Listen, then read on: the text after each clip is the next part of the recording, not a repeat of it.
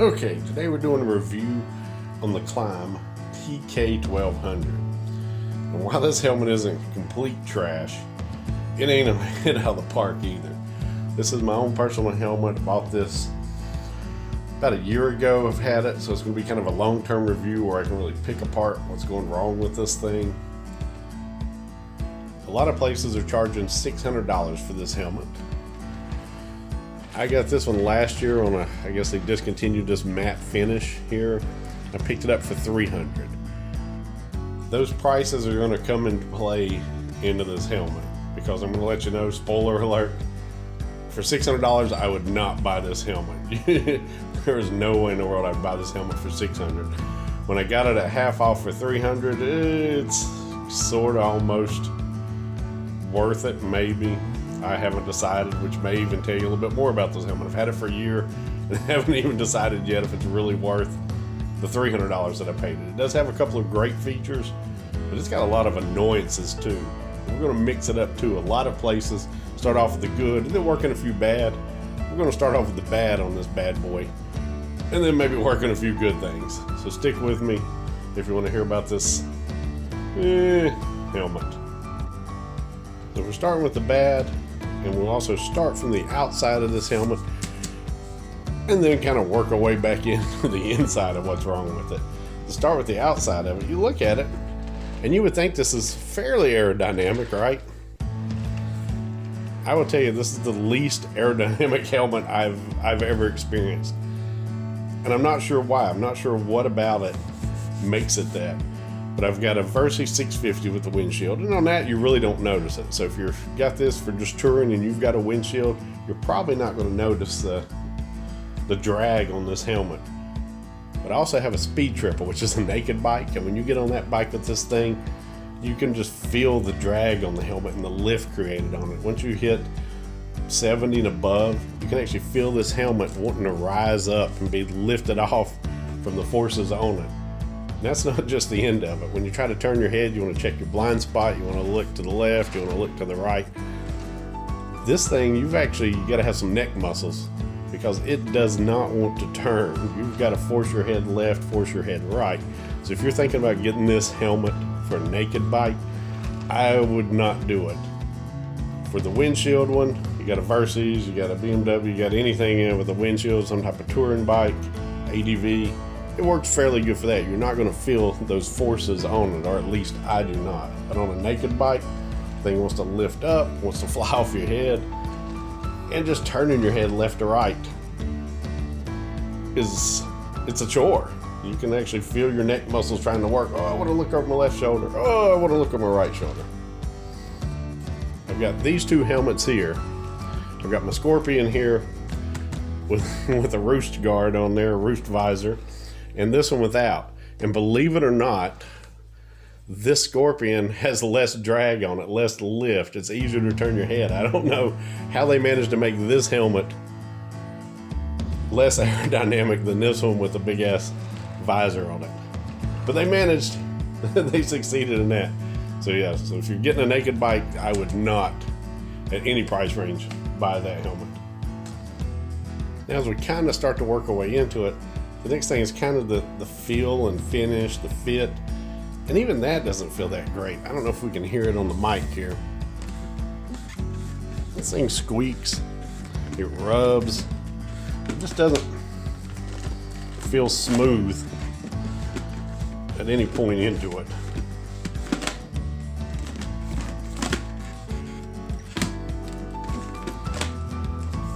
It does lock up pretty good. So that's one of the few things. So it does lock up nice. Moving into my next complaint on this, it's just trying to put this helmet on. The opening here is just teeny. I mean, it almost wants to pull your ears off, which is unusual for I'll say a modular. I've had quite a few modulars. And this is the worst one to try to get over your ears. It just doesn't want to go. But then the weird thing is, once you do get your head past this opening, it's like huge on the inside. There's so much air that, like I said, this is mine. So I've actually put another liner on the inside of this to try to take up some of that room. Once you get it on, it's like huge on the inside.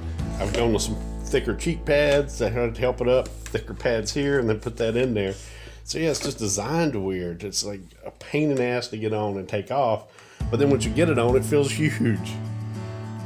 And speaking of putting it on, let's do that. I'm an eyeglass wearer, and this may pertain to some of you out there that do. So we're gonna put 3 different of my modulars on with my eyeglasses and check out the results. So we'll start here with the old LS2 Metro that I've had forever.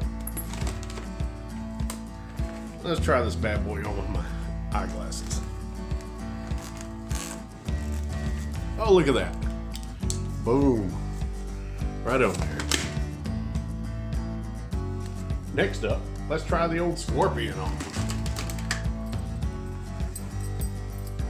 with some eyeglasses. Oh my God, look at that. Did you believe that? Right in there. I'm ready to roll now. Boom. Next, let's try ye old Klim. And hopefully we won't break my glasses.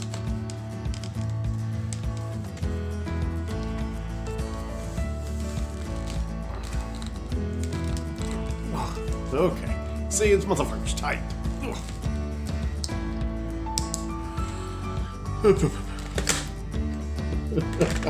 Yeah, that's it with the glasses. I'm not going to try to take it off of the glasses. I can take the other ones off with the same result, but this one, yeah, it's just going to tear them off. So you got to do this number. It's almost like there's like zero flex. I don't know if it's the carbon fiber or what, but yeah, this takes your ears off. Now once you have it on, that's just kind of the start of my complaint with the little things on this helmet. The next thing is this tab here. Can we see this? Oh, it's atrocious. It's a hard plastic, and it doesn't want to tuck it back in here. You can wrestle with it and eventually get it back there, but it just doesn't want to move. You really should have to wrestle with this thing to get it to stay out of the way. The thing about the LS2, we can see it here, and other modulars I had, is they have a tab on them too. It's a piece of cloth, so it's very flexible. Doesn't catch on anything, pretty much stays out of your way here. So we got cloth.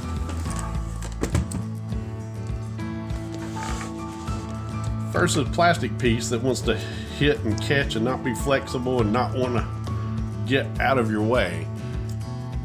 And what this likes to do is, I'm not just going to tell you what it likes to do, I'm going to show you what it likes to do. Okay. So you get the helmet on, connect it up, and then this piece wants to hang out here. It doesn't really tuck back out of the way, and as you turn your head, looking over your shoulder, it likes to grab on this stuff. So you can feel it sometimes catch it on your jacket, or if you got a backpack on the strap, it likes to catch on garbage. So why in the world not just put a soft cloth on here? This thing is just rigid. So that's my next. So that kind of wraps up my major complaints with this helmet here. So now let's delve into what I do like about it. I find this helmet very quiet. There's a lot of reviews I read that claim this thing is loud. And I don't know if it's just because I'm mainly used to modulars. I enjoy modular helmets. It's just, they're just so much easier all the way around. I do have 1 or 2 full face, but for my average ride, average choice, I prefer modular. And this thing is lighter than my other 2 modulars. It is just way quieter, so I will give it that. The next thing is, these vents don't look like much. Get a close-up shot of it. Vent in the top here. And then we've got our vent here in the bottom. Push it up. And these actually will move quite a bit of air. I mean, this bottom one here, you can see my fingers through it here. Maybe possibly some light coming in. But yeah, they will move a lot of air. And even here, this doesn't look like a very on this passive vent. But on cold days, and I take this helmet off, there's water that drips out. It's from the heat from the condensation. And so it's actually moving quite a bit of air. So I will give the vents its props on that. And then when you shut them, they actually stay pretty closed. I mainly use this helmet in the wintertime. It's my winter commuting helmet. The next thing is the visor, which was really the selling point to me, because it is a transition visor, and I'll have to delve into that. I'll need to go outdoors and we'll show you the transition visor, but it is excellent. Okay, we got a little bit of sunshine out here finally stopped raining. So let's test out the old, whatever this is, transitions. There we go. We got her locked down, ready to roll. Let's see what happens.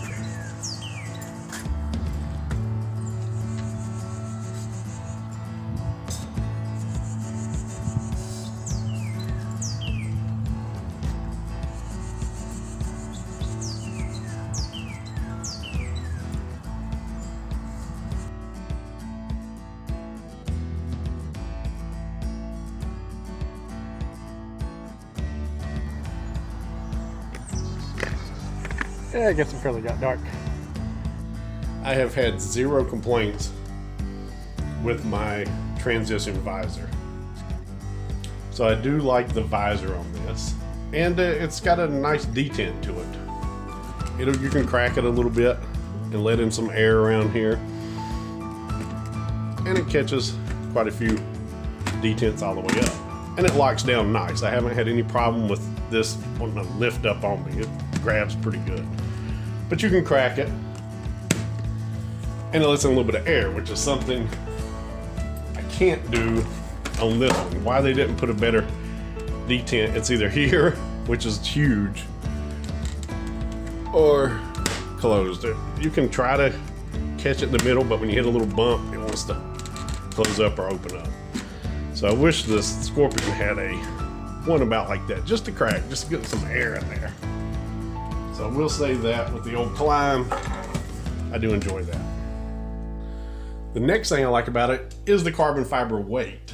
I was looking for something to be lightweight to wear, just riding every day to work. And it is lighter. I don't have a scale here that I can slap this on and give you the stats on it. But it is lighter, definitely lighter than the other 2 helmets that I have here. The chin release, I'm kind of on the fence with this. It's right here and you press it in and it'll release it up. But I've often wondered if you hit something face first in here, if that won't pop that sucker up on you. If you're riding and you hit the ground, boom, oh, and now your face is all messed up. The other ones are not set up quite like that one. The LS2 does have it on the chin, but you've got to lift it up more this way out. So if you're hitting something, it's going to press it down.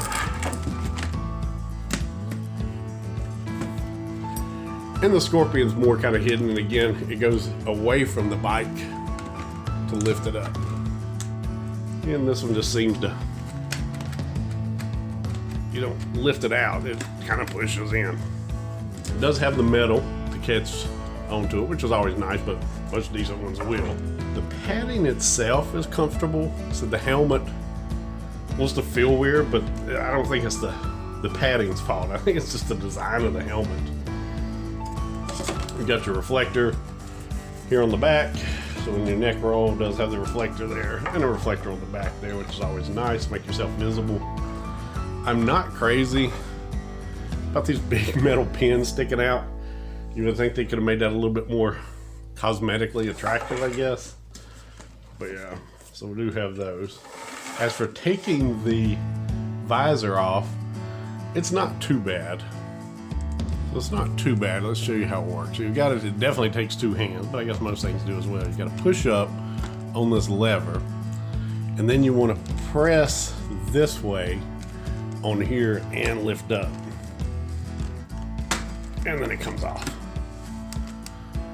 So yeah, that's getting the visor on and off. Slide it back on, slide forward, press in, and then that'll come down and lock it in. So it's not that bad if you've done it a couple of times. It does come with a pin lock insert, which is another reason I like this as my winter helmet, because this thing will not fog up. And I mean, I've ridden all manner of temperatures, above freezing, at freezing, below freezing with this, and it doesn't fog up no matter how hard I breathe into this thing. Another thing I like about this helmet, it is easy to add on a communicator. On most of my helmets, I'll stick a BTS3 because this thing's $50 off of Amazon and it works amazing. I've got it on this helmet, I have it on this helmet, and I've got another one on that LS2. If you don't want to talk more than 3 people, it works wonderful. And usually I ride alone, so I can hit the Bluetooth to it, it has radio, so yeah. But that's enough of the BTS3. But the helmet, I digress. The helmet does have the internal pockets. I don't know if we can get a good shot in there for the speakers if you are running a comm. And there's one, there it is, on the other side. And the neck roll's not bad to run the wire under. Works pretty good. I always like I just Velcro mine the outside of them. I don't know, I don't need the clamp to go in there. I've never had a problem with the Velcro system. So it is, if you're running a comm, this helmet does set up pretty easy for it. The pockets are nice, and the neck roll does make it possible to run the wire in through it there. So that's kind of my long-term thoughts on this TK1200 helmet. Like I said, a lot of places they're selling for $600, $599, and honestly, at that price, I probably wouldn't do this helmet. There's just too many just little things that just knock it out of that $600 range. I would probably go another route. At $300, half the price, which is what I got this one on. If you can find them discontinued,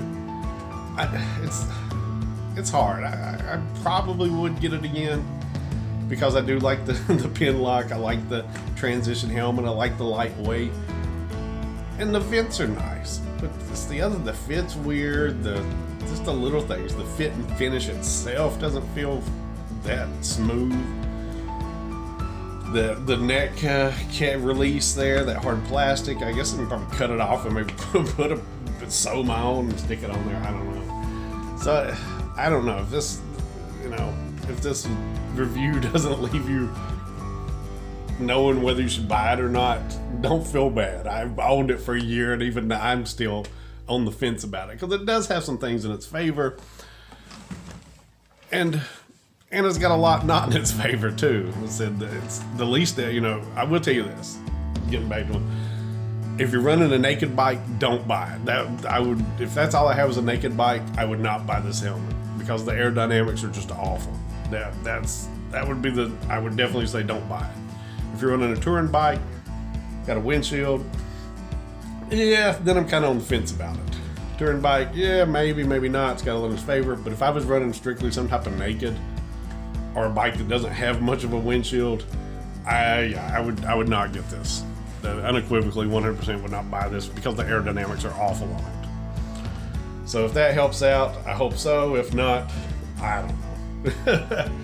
Yeah, thanks for watching though. If you got any questions, leave them in the comment box and perhaps I'll probably answer. Take it easy, guys.